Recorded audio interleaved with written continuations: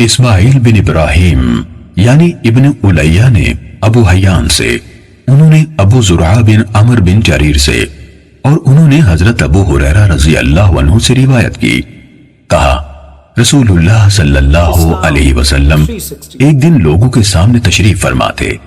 ایک آدمی آپ صلی اللہ علیہ وسلم کے پاس آیا اور پوچھا، اے اللہ کے رسول، ایمان کیا ہے؟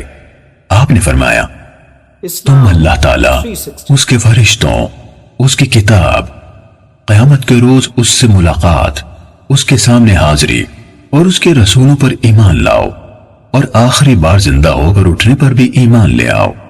اس نے کہا، اے اللہ کے رسول، اسلام کیا ہے؟ آپ نے فرمایا، اسلام یہ ہے کہ اللہ تعالیٰ کی عبادت کرو، اس کے ساتھ کسی چیز کو شریک نہ ٹھہراؤ، لکھی یعنی فرض کی گئی نمازوں کی پابندی کرو، فرض کی گئی زکوٰۃ ادا کرو، اور رمضان کے روزے رکھو۔ اس نے کہا، اے اللہ کے رسول، احسان کیا ہے؟ آپ صلی اللہ علیہ وسلم نے فرمایا، اللہ تعالیٰ کی عبادت اس طرح کرو گویا تم اسے دیکھ رہے ہو، اور اگر تم اسے نہیں دیکھ رہے ہو تو وہ یقیناً تمہیں دیکھ رہا ہے۔ اس نے کہا، اے اللہ کے رسول، قیامت کب قائم ہوگی؟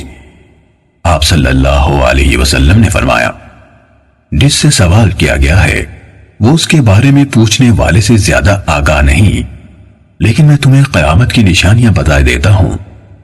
جب لونڈی اپنا مالک جنے گی تو یہ اس کی نشانیوں میں سے ہے، اور جب ننگے بدن اور ننگے پاؤں والے لوگوں کے سردار بن جائیں گے تو یہ اس کی نشانیوں میں سے ہے، اور جب بھیڑ بکریاں چرانے والے اونچی اونچی عمارتیں بنانے میں ایک دوسرے سے مقابلہ کریں گے تو یہ اس کی علامات میں سے ہے۔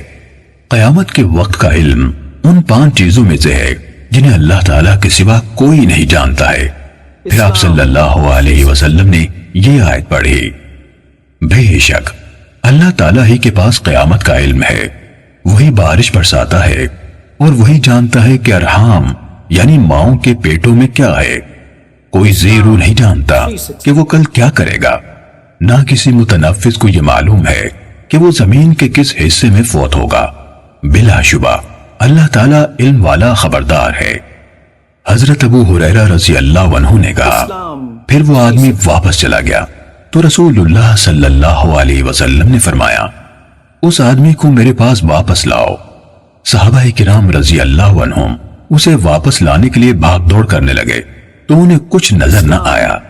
رسول اللہ صلی اللہ علیہ وسلم نے فرمایا، یہی جبرائیل علیہ السلام تھے جو لوگوں کو ان کا دین سکھانے آئے تھے۔